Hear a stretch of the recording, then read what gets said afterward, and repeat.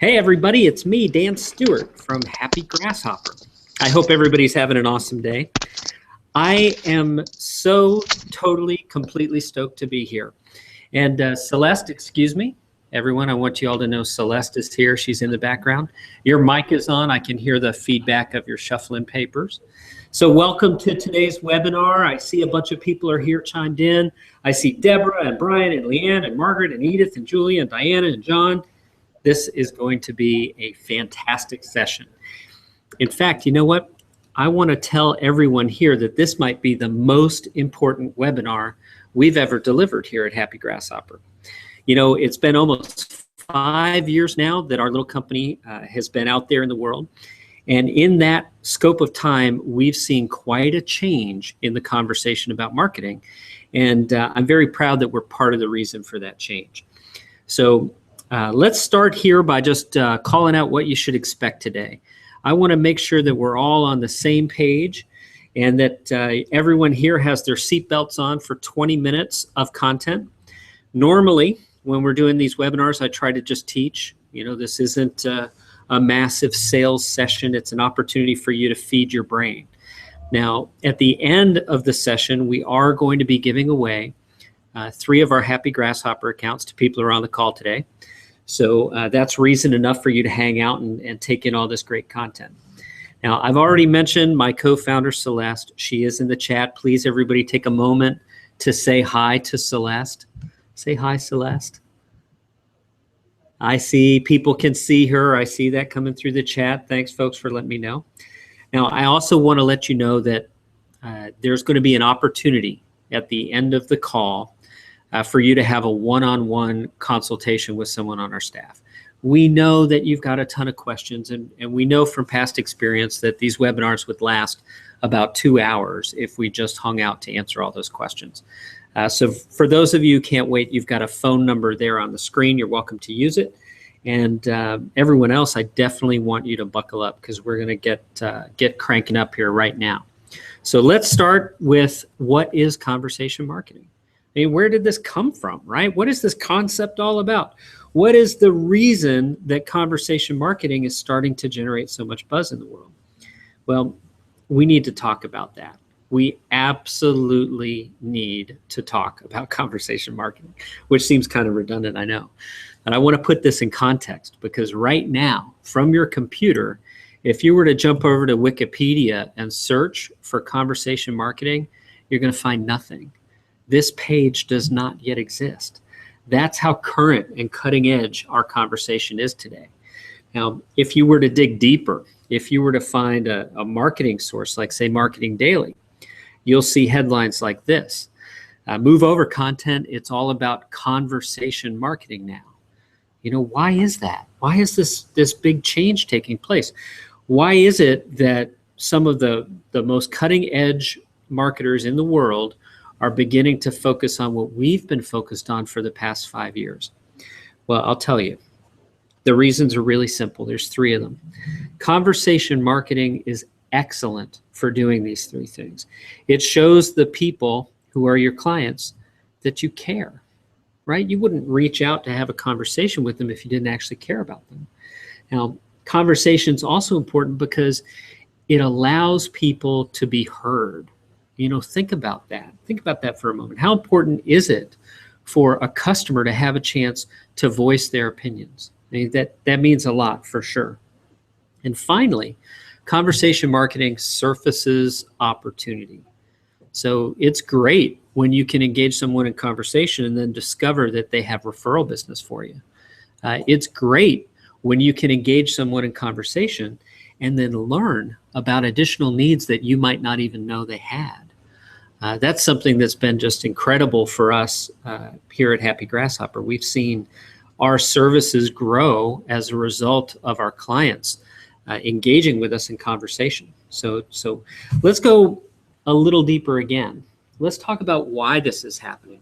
You know, why is there this trend? Those 3 things are great, but they're not exactly new, right? Customers have wanted those sorts of things for years. So why conversation marketing? Well, quite frankly, it's because the world has changed. It's different now than it was years ago. I love these 2 pictures here. Do you know what this is? Anyone in the chat know what this is? This is St. Peter's over in the Vatican. Shot a picture of 2005 when the Pope was selected, and then again in 2013. In just an 8-year difference there, we see that the world is totally changed. We are connected to each other in ways that we've never been before. And as a result, some of the old tried and true techniques that have been around for decades have to change. I love this graphic from our friends over at Friendemic. Our philosophy, less bullhorn, more barbecue. Now, think about it. If you're about my age, I was born in 1970, you grew up in the broadcast age. You were getting blasted constantly from marketers. And we still are getting blasted today, but we're getting blasted in a slightly different way. Now, by incorporating conversation in this process of acquiring customers and serving their needs, you can really make them feel special. You can certainly surface that opportunity for yourself, but you get to do even more than that. Conversation is truly food for the soul. We all crave conversation. We need it. And one of my favorite things about conversation is you never really know where it's going to go. So I celebrated a milestone back on June 3rd. That was my 20th wedding anniversary. 20 years.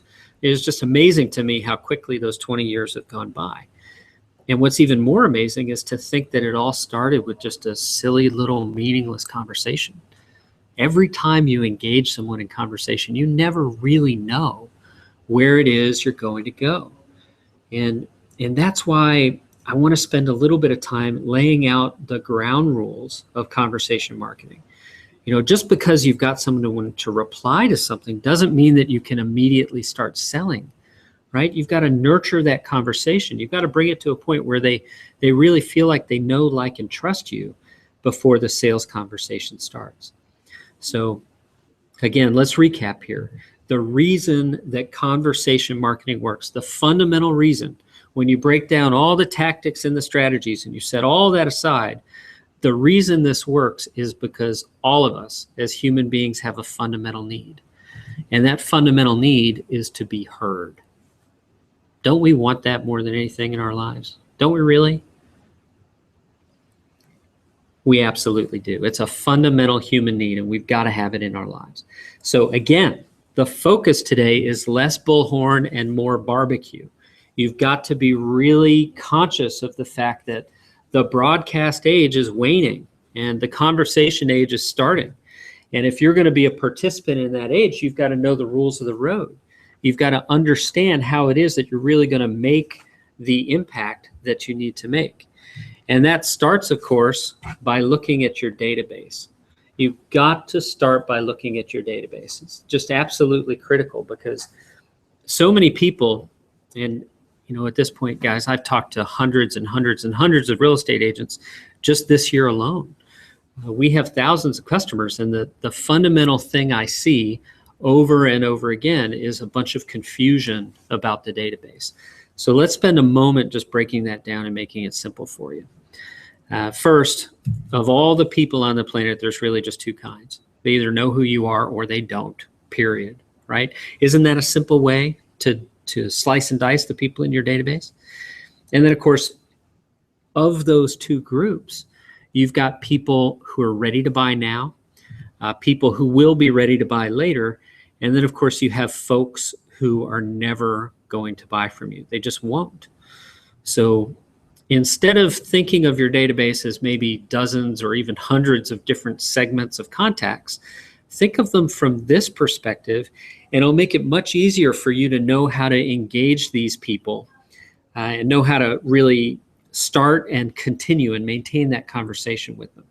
So I'm going to give you some examples here in just a moment. I want you to truly understand how this works and see how it fits together. But before I do that, I need to reiterate, I need to help you understand how this particular way of looking at your database maps onto the contacts you've already got. So here we've got those same two divisions, people you know and people you don't. And we'll start on the people who know you side. obviously these are your current clients, right? They certainly know who you are. Well, your past clients and your sphere of influence, well, they also know who you are. Now, they may not be ready to buy, of course, but you do need to have a strategy for staying in touch with those people. On the right-hand side, we've got people you don't know, and they're generally leads, people who have found you on the internet. Maybe they've discovered you through your website or through a third-party website. They may or may not be ready to buy. You've actually got to figure that out, and then you've got to have a strategy for messaging those groups of people. So, let's take a closer look at how we actually go about messaging those groups of people in an effective and strategic way. So there's 4 steps here. Obviously, before you can message someone, you have to have their information. So it starts with capture. You've got to collect the data you need to message these people intelligently. Now, after you've done that, you've got to acknowledge them, right? As soon as they've registered on your site, as soon as you become aware of them, you've got to acknowledge them. And the purpose of that acknowledgement content is to figure out whether they're ready to buy now or they're going to be ready to buy later. Then, of course, you've got to position yourself to that person, and you've got to nurture that relationship long term. So let's break this down. Let's take a look here. So we'll start with this first group of people who don't know you. This is a lead, right? This is that brand new lead that just pops in. You've got to have something to reach out to them with. So in this instance, let's assume that we're working with a real estate client and that they have a listing lead. So someone has just requested a home valuation. They want to know what their home is worth. So this is a perfect example of the type of acknowledgement message that you can send. And it's very simple, right? Quick question about your home is the subject line. And then it continues, "Hi, Jennifer. Thanks for requesting your home valuation. I'll be putting together some numbers and need to ask you a quick question. On a scale of 1 to 10, what's the condition of your home? Talk soon, Dan." Really simple, really straightforward. Now, for decades, we've heard, for almost 2 decades, we've heard email marketers say the same things, right? They want every message you send to have multiple calls to action. And that's great if you're selling widgets or something that they can just download. But if you're selling a house, no one's going to download that home. You've got to engage them in conversation. So instead of a call to action, buy now, download this, you include a call to conversation. On a scale of 1 to 10, what's the condition of your home? That's an easy question to answer. And all of our data shows that this has been a very effective message at getting people to reply. Now, after you've got a reply from this message, you can't just forget about this person. You still have a goal, right? You need to schedule an appointment with them. You want to get them in your car. You want to go visit, make a listing presentation. So you've got to send positioning content to continue the conversation. You can't just send one message and stop. So here's an example of what we call positioning content. This message is designed to help the recipient, the person reading the message, see the sender as being unique and special. It's easy to find a real estate agent today. There are hundreds and hundreds of thousands of them. In the markets you're in listening to this, you may be competing against tens of thousands of agents. It's possible. So you've got to send content that helps you stand apart from those other agents.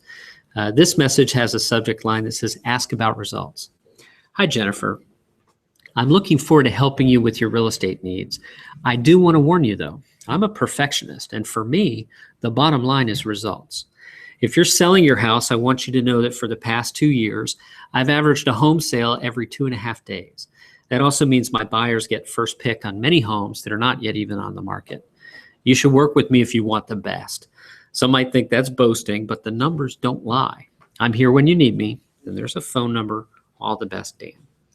So this is an interesting message because one of the tenets that I really believe in is that you just can't treat email like one size fits all. The challenge today is not sending an email. The challenge is sending content that people really want to engage with. So to do that, we have to interview each client one at a time. And we wrote this message for for an actual agent, and this message very much fits his personality. So let's go on a bit further here. Let's talk about people who don't know you that aren't ready to buy. So we can follow this same course, right? It could be that same person who's requested a home valuation. They're not ready to become your client yet. That doesn't mean you should forget about them. You need to continue to engage them with conversation. And if you're in real estate, one of the best ways to do that is to show them what you really enjoy about the area that you live in. So here's a message that does that. We call this a nurturing message. The subject is a good challenge. Hi, Jennifer. I know real estate's been on your mind lately, but what else keeps you busy? When I have the time, I love to go fishing. Our area has some fantastic lakes. In fact, here's me with a recent catch. Now, of course, this message is a bit too long to all fit on the screen here. It just is. And because of that, I've put this here on the next slide. So I want you to see that this approach really does produce results. This is Chris Lindahl. He's with RE/MAX in the Twin Cities area of Minneapolis. And you know, the guy, he's just a fantastic agent, and we're honored to have his support as a client. So let's move on a bit further here. Let's go to that really special group, those people who know us, right? Our sphere of influence and our past clients. I mean, these people are absolutely critical. It's been said that people buy and sell real estate with those they know, like, and trust. This is the group that knows, likes, and trusts you. So it's critical that you engage them in helping refer you business. You know, if you look at the way that most agents ask for referrals, it's really just right exactly on the surface. They send out content that says, hi, so-and-so, did you know my business depends on referrals from people like you? Well, that's one approach, but it's not very conversational. A better approach, one that we've implemented and tested millions of times at this point, is to send conversation-starting content about things that are happening now. So here's an example of this type of message. First thing I want you to notice is that it looks like our client Victoria sat down and wrote it herself. It's from her, and replies go to her.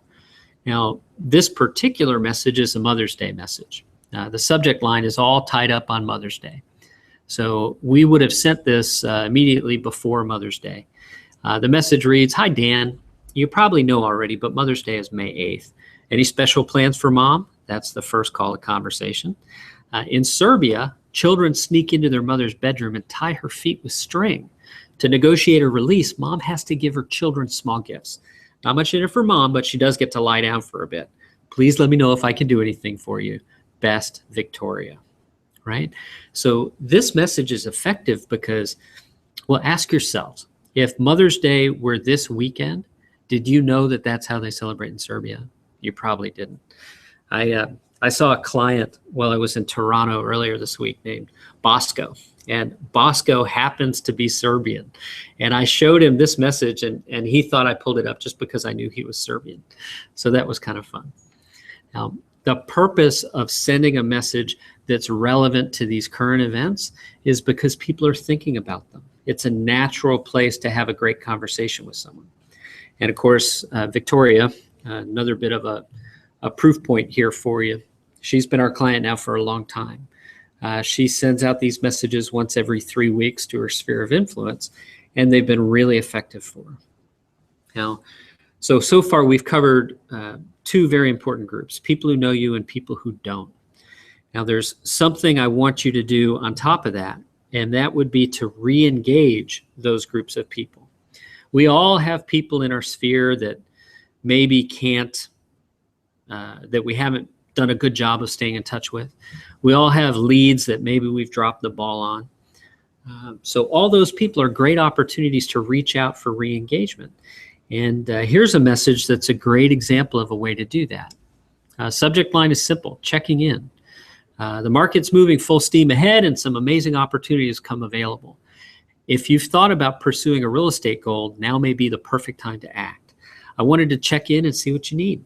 Let me know if you're interested in an overview of the current market trends and how to best position yourself. So We sent that message for a man named Brent Daly. You see him there on the screen. He's a team leader in Arlington, Texas, and he's also our current record holder. So here's 3 people on the screen we've sent re-engagement content for. All of them had instant results, but of course only Brent had these ridiculously fantastic results. And part of that's because he had such a large database. So I'm excited. Actually, in a couple of weeks, I get to head out to Alaska to work with a client out there named Ryan Tollefson. And he has the largest old dead lead database I've ever seen. So I'm really excited to re-engage that and break Brent's record. So it's a near-term goal for me. Now, I saw the registration list and I see some of the questions here coming through in the chat. So I want to spend a moment talking about our broker friends. You know, if you're a team leader or a broker, one of your most important duties is recruiting people to join your team. And that's something that you should always be doing. So you really need to have a strategy in place to reach out to these people in a consistent way. And one of the best ways to do that, of course, would be by sending email that engages people. So this message does exactly that. The subject line is, how do we do it? That's a question mark, right? That's the first call to conversation right there in the subject line. And then it says, hello, Jane. Have you noticed us online? I bet your clients have. We have a challenge for you. Try searching subjects buyers and sellers actually use, like Edmonton homes for sale, or specific neighborhoods, or Edmonton real estate. Point taken. If you're unhappy where you are, maybe I can help. Call me. Have a great day, Sheldon. So I want to break down what's going on here in this message and why it works so well. First, there are multiple calls to conversation. That's great. Second, we're actually engaging the reader in a process. We're making them think about something. You know, ask yourselves, folks, if you're an agent on this call, aren't you curious? Don't you want to see what happens when you Google Edmonton real estate? I'm sure you do. So let's take a look at what Sheldon had to say after we sent this message. Starting conversations absolutely works, folks. When you send email that's not sell, sell, sell, and it's simply start a conversation, you're showing that you care. And that really does create the engagement that you need to produce the results that you're looking for.